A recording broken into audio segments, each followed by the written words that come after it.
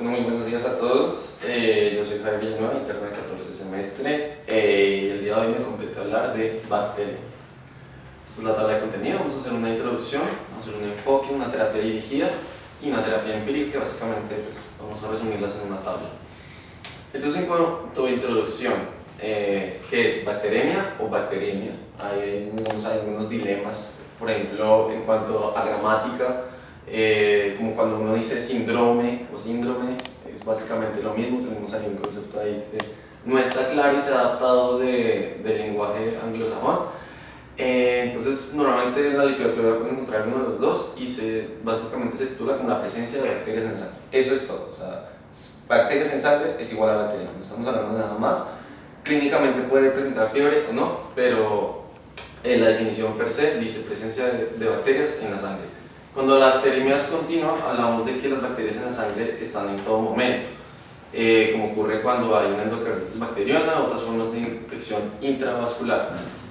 La bacteremia intermitente es la presencia no continua pero recurrente de bacterias en la sangre, que ocurre cuando las bacterias ingresan al torrente sanguíneo desde un foco de infección como un absceso, pielonefritis, neumonía, y vamos a ver a continuación una tablita de cómo se presentan esas bacteremias en este tipo de infecciones.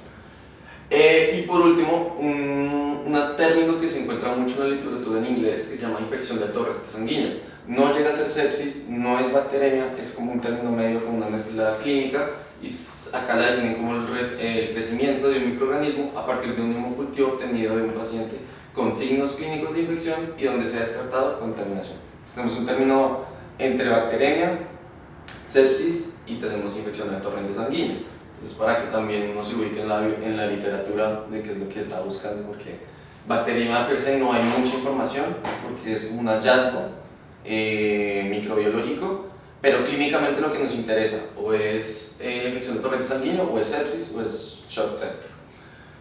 La bacteremia sintomática es muy común, puede ocurrir en cualquiera de nosotros, no sé, en un procedimiento odontológico o cuando uno se cepilla los dientes. Esta bacteremia es transitoria.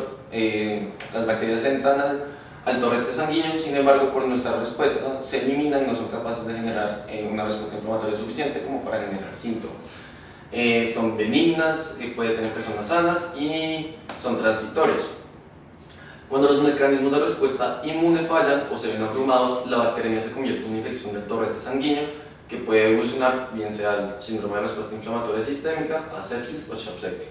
Entonces tenemos la entrada del patógeno que puede ser, digamos, controlado por nuestro sistema inmune, pero cuando el inóculo es muy grande o cuando hay una infección constante que permite el paso de bacterias o cuando uno está inmunosuprimido, esto es lo que va a permitir que la bacteremia pues, genere unos síntomas clínicos y progrese dentro del sistema sanguíneo. La epidemiología, 44% de estos son por gram negativos, o sea, gram negativos acá va a ser el factor principal. Este es un estudio que se llama el Century Antimicrobial Surveillance Program y fue desde 1997 hasta el 2002 y evaluó en Latinoamérica una prevalencia del 44% en los cultivos de sangre pues, generalizado. Eso fue en Argentina, en Colombia, en Brasil, y se vieron que la mayor proporción de bacteriemias de inicio en la comunidad también se da por bacilos gram negativos. O sea, tenemos que gram negativos es el causante principal de bacteriemias. El estafilococo coagulosante negativo está asociado a estancia hospitalaria. Entonces vemos que la curva epidemiológica, los gram negativos han ido aumentando. Sin embargo, últimamente, como hay más pacientes crónicos, usuarios de dispositivos, algo también se ha asociado al aumento de gram positivos. Sin embargo, sigue prevaleciendo los gram negativos como la principal causa. Esto es un estudio en Colombia, en un hospital de Orinoquía, en 2019 al 2021. Y ve que muestra que Colombia no es ajeno a esta epidemiología, donde vemos que el total de gram negativos son mayores que los gram positivos. Estos dos patógenos, E. coli y Klebsiella pneumoniae, proporcionan el 62% de básicamente de todos los gram negativos. Por nuestra otra parte, los gram positivos, el estafilococo aureus proporciona el 95% y el estafilococo pneumoniae el 5%. Aquí habría que tener en cuenta los coágulos negativos, pero es un tema que vamos a mencionar más adelante. Factores de riesgo, entonces como hablamos, dispositivos, inmunosupresión, tratamientos en cavidad oral, infección activa, intervención quirúrgica reciente o usuarios de drogas intravenosas. Cualquier factor que altere tanto la supresión, el manejo en la respuesta del cuerpo y que permita que entren más microorganismos, pues va a favorecer a que haya una bacteremia. Entonces, básicamente la bacteremia secundaria sin endocarditis puede ser cualquier lesión extravascular, entonces pueden generar el paso vascular y generar la bacteremia, que es el hallazgo de bacterias en sangre. Cuando es intraabdominal se correlaciona con una alta tasa de mortalidad. La más común es asociada a dispositivos y la menos común es asociada a infecciones del tracto gastrointestinal con translocación. Estas son una de las causales que pueden generar bacterias intermitentes. Entonces, que no tenemos todo el tiempo el paso de sangre que permita un núcleo muy grande, pero que se pueden ver momentáneamente y de manera intermitente, y pues nos podría ayudar, pero no es muy efectivo porque no está todo el tiempo, a diagnosticar alguna de las entidades que nos estás escuchando, tipo erisipelas, linfangitis, fascitis, miositis, neumonía, osteomielitis, artritis séptica, pielonefritis o infección de tejidos profundos. La infección asociada a las infecciones extravasculares bacterianas, pues en piel de tejidos blandos normalmente son los gram positivos, Staphylococcus aureus, Staphylococcus epidermidis. En la cavidad oral son los Streptococcus viridans y están asociados con una lesión en la barrera de la mucosa o el tubo digestivo alto. En la infección respiratoria, el Streptococcus pneumoniae, y en las infecciones intestinales está la Escherichia coli y la Klebsiella pneumoniae. Sin embargo, recuerden que estos dos últimos de las infecciones intestinales son los más frecuentes en cualquiera de otras de las entidades. Entonces uno puede tener catéteres, puede tener sondas y estos dos pueden ser los más prevalentes. También en infecciones urinarias, pues E. coli. Y este es el patrón de bacteremia que uno puede ver en diferentes entidades. Cuando uno tiene una extracción dental, el pico de bacterias por mililitro de sangre aumenta a cada agudo, y este es el que puede generar el factor de riesgo para una endocarditis, para que este flujo permita que el inmunolóculo pueda estar en el torrente sanguíneo y pueda pues quedarse en alguna de las zonas vasculares o el corazón. Cuando son, digamos, neumonía, también puede tener un patrón igual, y esto también se asocia con la clínica. Cuando uno tiene la bacteremia es cuando más se genera la clínica de fiebre, de una respuesta inflamatoria, y cuando son continuas, acá tenemos por ejemplo el catéter. Este es importante porque vemos que es continuo, entonces un paciente nos puede estar haciendo fiebre, tiene un catéter, pues es bueno sospechar que es el catéter, que una vez retirado, pues disminuye el agente en sangre. ¿Cuál es el enfoque? Acá básicamente si tenemos bacterias en sangre, pues necesitamos hallarlas. La manera más efectiva y el gold standard siempre van a ser los hemocultivos. Ayudan a explicar del 10 al 40% de los casos de fiebre, pero la sensibilidad de cultivos depende de manera crucial del volumen de sangre cultivada. Ahorita vamos a mover como unas cositas importantes que tener con los cultivos, por lo cual se recomienda 30 a 40 mililitros por sesión para lograr buenos resultados y aumentar la sensibilidad de las bacterias. Esto es lo que decíamos: cuando está bien hecho un cultivo, la contaminación o la tasa de contaminación debería ser menor al 1%. Siempre debe llenarse 8 a 10 mililitros por botella y deberían ser de 4 a 6 botellas para llenar al menos 4 de estas y aumentar la sensibilidad y que, digamos, nos ayude más los hemocultivos. Ahora, los hemocultivos también deberían ser tomados mínimo de 2 sitios diferentes. Esto es básicamente, y este es como optimizar el enfoque de bacteremia. Entonces tenemos que hacer un rápido diagnóstico. Esto tiene que ver más con el laboratorio, tener pruebas adecuadas. Tenemos que llevarlo rápidamente, optimizar el tratamiento, aumentar el volumen de sangre, que es lo que estábamos hablando, y reducir la contaminación. Hay unas técnicas estandarizadas para disminuir este riesgo, que podría llegar a menos del 1% de la contaminación, que son de las bacterias que viven en la piel y pueden generar falsos positivos.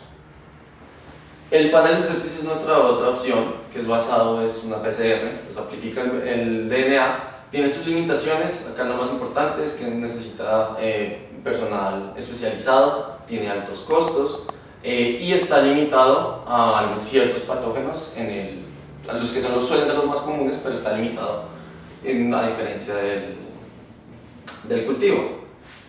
El beneficio que tiene y lo que más usamos, y por eso también se usa como para el panel de sepsis, no para bacteria, pero sí para el panel de sepsis, es el tiempo. Nos permite, digamos, determinar anticipadamente a un cultivo lo que puede estar sucediendo. Y lo que estábamos hablando, no sé si tiene que ver como lo que estábamos hablando en la presentación de osteomielitis, que digamos que o sea, amplificar el ADN, así esté con tratamiento antibiótico, si hay una lisis, por ejemplo, de las bacterias, igual el ADN puede permanecer y se puede identificar y no nos puede, digamos que a diferencia del cultivo que no va a crecer porque pues ya no está la bacteria. Condiciones especiales, el 10 al 20% de los pacientes con neutropenia pueden presentar bacteremias, y las bacteremias se deben a microorganismos gram positivos, entre los cuales predominan los estafilococos coagulasa negativos, los enterococos y los streptococos. Ya por nuestra otra parte tenemos los estafilococos coagulasa negativos, son digamos, el agente causal de la mayor cantidad de contaminaciones, pero que se ha venido en aumento asociado a los positivos. Aproximadamente el 1 al 6% de los cultivos están contaminados y los estafilococos son responsables del 70 al 80% de estos casos que estaba mencionando. Las tasas de bacteremia verdadera oscilan entre el 10 al 35%. Eso según esta bibliografía nos decía entonces que de 10 cultivos que tomemos que salga estafilococo Pyodomyes, pues entre el 10 y el 35 dependiendo de cómo se tomaron las muestras, se tomaron en diferentes lugares, cuál salió primero. Hay algunos tips que nos orientan al otro, pero nos diría que entre el 10 y el 35 sería verdaderamente una bacteria por estafilococo coagulasa negativo y no una contaminación. Algo que me generó mucha curiosidad que decían en esta literatura es que un tiempo de positividad menor de 24 horas se considera compatible con una bacteria verdadera. Yo pues, tenía entendido que era lo contrario, que si crecía antes se podía relacionar con una contaminación, sin embargo lo tomaban como que menor de 24 horas se considera, era como un factor que ayudaba a determinar que si era verdadera. Más temprano mejor, es decir, cuando nosotros tenemos un coagulasa negativo, uno de tres o de 4 dependiendo de las botellas que usted tome, ¿cierto? Usted dice, uy, la probabilidad que sea una bacteremia verdadera es menor del 30%. Listo, partiendo de eso. Pero cobra vigencia el tiempo de crecimiento. ¿Cuándo pita la botella? ¿Cierto? ¿Cuándo se hace positivo el test? En este caso, pues el hemocultivo. Si es menor, entre más rápido, más vigencia clínica tiene este hemocultivo. Entonces, habitualmente, la literatura menciona 24 horas, práctica clínica cada vez vemos en menor de 20 horas, 18 horas, más signos clínicos, cobra vigencia. Que un coagulasa negativo, así sea una botella de las 4, ¿cierto?, sea el causante de la bacteremia. Entonces, no es solamente el número de botellas, ya 2 de 3, ya subimos al 55, 60%. Uno dice ya, se hace diagnóstico. 2 de 3 de distintos sitios. Cuidado con eso, porque muchas veces la toman, la función es del mismo sitio y salen 2 botellas del germen y uno dice, ya tiene 2 de 3. Pero es el mismo sitio, entonces es como si fuera 1. Pero a pesar de ser 1, y si es menos de 24, ideal, menos de 20 horas, más signos clínicos, hay que probablemente tratar a ese paciente para una bacteriemia por un coagulasa negativo. ¿De acuerdo? Cuidado con eso. Ahora, cuando ya aparece 24, 30, 40 horas después, pues claramente eso es una contaminación. Contaminación. Sí, señor. Y lo otro es cuando la sangre de catéter es positiva 2 o más horas antes que la sangre periférica, puede considerarse una indicación de que el catéter es el origen de la bacteremia. Eso también lo vi como un signo que me pareció interesante y por eso lo quise traer a colación. O sea que si crece primero del catéter y luego del otro lado, pues podría estar indicando que efectivamente esta zona es la que está el inóculo mayor y es donde está generando la bacteria. Es el punto de corte, 120 minutos, 2 horas. Entonces a la larga, nos dice, primero creció el trayecto. Recuerden que se cultiva el trayecto más no la punta. La punta del catéter ya no se cultiva. Eso no se hace ahora, actualmente. Ahora se cultiva el trayecto. Si ese trayecto crece primero y después crece 120 minutos o 2 horas o más, el resto de los sitios, el origen de la bacteremia es el catéter. ¿De acuerdo? Por definición. Y básicamente, esta es una imagen de Mendel que nos muestra básicamente cómo se ve, digamos, signos locales de infección, de que nos podría estar determinando que la bacteremia pues, puede ser el causal el catéter es el causal de la bacteremia.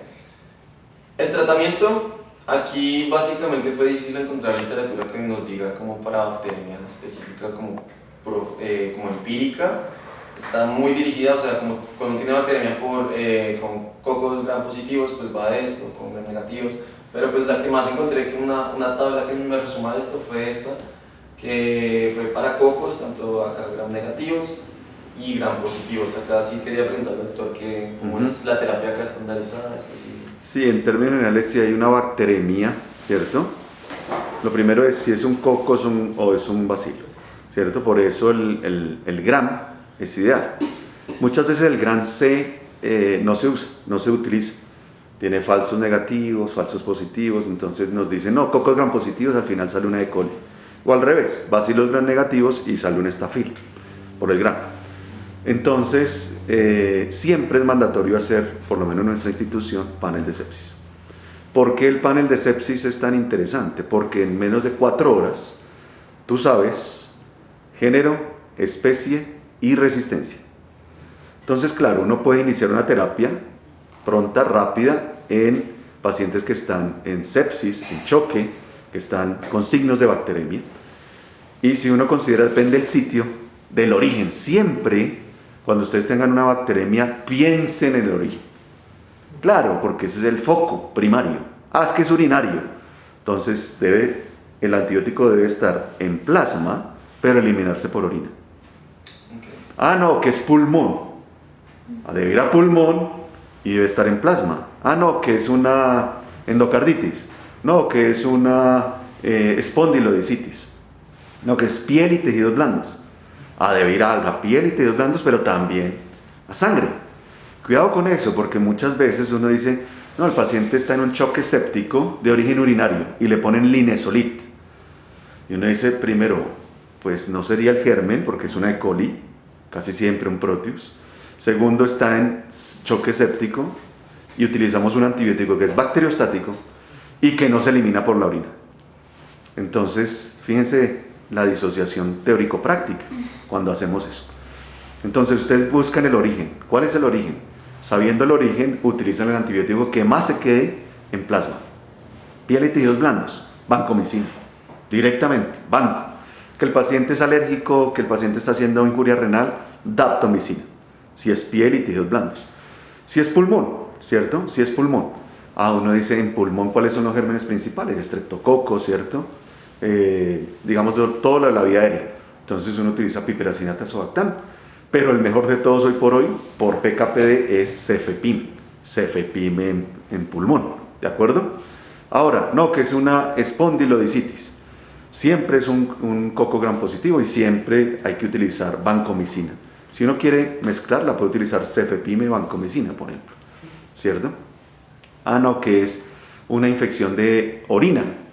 Probablemente cefepime si no hay anaerobios. Si hay anaerobios, si hay un absceso renal, que uno piense clínicamente, pues le damos piperacina tazobactam. Ahora, si pensamos en multidrogoresistencia, cefepime es la opción, ¿cierto? Pero si es un paciente que ya piensa uno, no, es que es un paciente que tiene un alto riesgo de BLE, beta-lactamasa de espectro extendido, pues meropenem. Meropenem es una opción interesantísima, pero siempre cultivar este tipo de paciente. Entonces, dependiendo el sitio, dependiendo el compromiso que tenga el paciente, y sobre todo que siempre utilizamos antibióticos bactericidas de bajo volumen de distribución, de baja unión a proteínas, ¿cierto? Y de tiempo de vida media corto. Fíjense las características. Primero, de dónde es el origen, qué germen.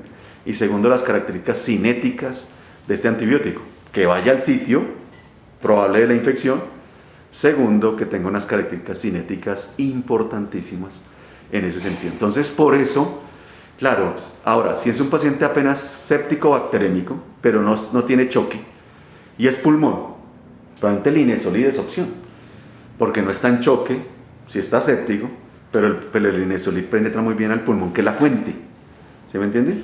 Claro, por encima de ese está la vancomicina, pero muchas veces pacientes con falla renal, nuevamente, pacientes con problemas de administración de la vancomicina. Conclusión, linezolid es una opción. Que es un paciente que tiene una endocarditis de origen derecho, tricuspidia, por ejemplo, ¿cierto? Pulmonar. ¿Qué hacemos ahí? Daptomicina es la opción. ya no banco, sino dapto, ¿cierto? En endocarditis de origen derecho. Pero siempre buscar cuál es el origen, sabiendo el origen, cuál es el germen, sabiendo el germen, cuál es el antibiótico y sabiendo el antibiótico, cuál es su cinética. Entonces fíjense todo esto que tenemos que hacer y trabajarlo ahora. Si es de origen intrahospitalario, dependiendo la resistencia que tenga ese hospital, pero por ejemplo nosotros aquí en una bacteremia, a una sepsis, digamos de foco no claro, utilizamos intrahospitalaria, cefepime, vancomicina como opciones terapéuticas. Ahora, si es de origen intraabdominal, siempre el anaerobio, ¿no? Siempre el anaerobio, siempre pensar en el anaerobio, y ahí utilizamos metronidazol o clindamicina, o utilizamos piperacina tazobactam, que tiene el efecto antianaerobio. No necesitamos adicionar metronidazol a la piperacina tazobactam per se. Entonces más o menos es el tratamiento, y obviamente las guías de manejo de cada institución pues deben referenciar esto para que se haga un tratamiento empírico y luego ya con el cultivo pues se hace el tratamiento dirigido. Sí, señor. Sí, y como estábamos diciendo, como la bacteremia es el hallazgo, digamos, microbiológico, digamos que el enfoque de bacteremia per se no es tanto como el tratamiento, sino como encontrarlo y cómo asociarlo a algún patógeno en específico. Y cuando ya se asocia clínicamente es que uno hace el enfoque que lo que dice el doctor de dirigir el tratamiento antibiótico que cura tanto para intravascular como para dirigido de la zona causal. Lo que me llama, o sea, por eso trae también a colación esta grafiquita, porque muchos decía que menos del 15% de las bacterias terminaban con síntomas clínicos, más allá de fiebre. Un paciente con una celulitis puede hacer un día de fiebre y eso fue porque tuvo una bacteremia transitoria y se... Muy importante ese concepto de ser transitoria, ¿cierto? Transitoria. ¿Por qué? Porque fíjense la primera, una extracción dental. El lavado de los dientes. El lavado de los dientes, cuando hay sangrado, puede generar bacteremia. Pero eso no significa que el paciente haga signos clínicos. Exacto. Recuerden que el antibiótico hace el 30% del efecto. El 70% lo hace el mecanismos inmunológicos del paciente. Entonces, por eso son transitorias. El mismo huésped se encarga con sus mecanismos de defensa de eliminar la bacteremia y no necesitan tratamiento. Ahora, ya después, si ya empiezan con signos, síntomas, etc., uno dice, no, esto es... O sea, ya el sistema inmunológico no pudo con esa bacteremia, hay que darle antibiótico. Sí. Incluso por eso el tratamiento de los catéteres, bacteremia por catéteres, es retirarlos. Básicamente un paciente que tiene fiebre constante y no le retira el catéter, hay veces que sin necesidad de antibiótico se da la bacteremia. Ese punto es muy importante. Ustedes toman el trayecto. Si el trayecto es positivo y se vacilan los negativos, uno debe correlacionar con la parte periférica. Si los periféricos son negativos, primero, no pedimos el panel de sepsis. Segundo, retiramos el catéter. Y tercero, se hizo el tratamiento del paciente. Porque los periféricos son negativos, está colonizado. El trayecto saca bacterias a la sangre, ¿cierto? Expulsa bacterias a la sangre y en ese momento lo que uno hace es retira el catéter. Retirando el catéter se hace el tratamiento. Ni antibiótico ni panel de sepsis. Punto. Sí. Y básicamente eso quería traerles de Perfecto. bacterias. Muchas gracias.